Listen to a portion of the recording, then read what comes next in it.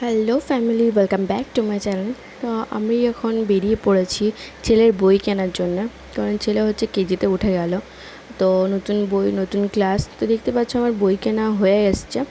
আজকে একটা বার্থডে আছে, সেখানে যেতে হবে।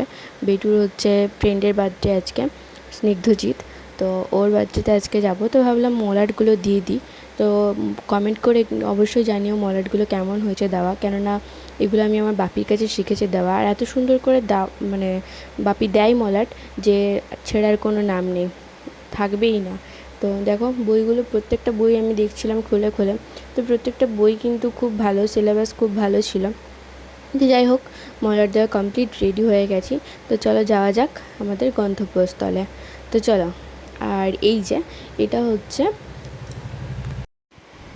তো এটা ছিল শিশুবাগান নজরুল মঞ্চ। তো আমরা পৌঁছে গেছি। আর আজকে না হালকা হালকা বৃষ্টি হচ্ছে। প্যান্ডেল করা আছে, বাট লাইটিংয়ের কাজ যেখানে আমরা ছিলাম। আর এখানে অর্কেস্ট্রারও রয়েছে দেখতে পাচ্ছ, আর খাওয়া দাওয়া তো আছেই, স্টল তো রয়েইছে। তো ফটো তোলার পরে একটু ঘোরাঘুরির পরও চলে এসেছি খাওয়া দাওয়াতে। আর এখানে সবাই কিন্তু লেগে পড়েছে। আমি এখনও ফুচকার লাইন পাইনি, কারণ আমি ভিডিও করছিলাম। যাই হোক, ওদের খাওয়া হওয়ার পর আমিও একটু ট্রাই করব। তো এখানে স্টেজ টাইপের মঞ্চ, তো তোমাদেরকে আগেই বললাম। তো উপর থেকে না আমি জাস্ট ভিউটা নিচ্ছিলাম, ভালো লাগছিলো দেখতে, খুব সুন্দর দেখতে পাচ্ছ। রাইসের চালা যেটাকে বলে লাইটিং। আর খাওয়া দাওয়ার পরে ওদের হচ্ছে আইসক্রিম খাওয়ার পর্ব, ওটা তো আছে, ওদেরকে খেতেই হবে।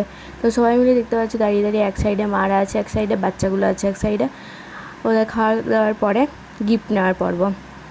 তো এবার আমরা বাড়ি চলে যাব। তো আর বেশি রাত করব না, কেননা পরের দিন আবার স্কুল আছে। তো দেখা হচ্ছে নতুন একটা ভিডিওতে। সুস্থ থেকো, ভালো থেকো, টাটা।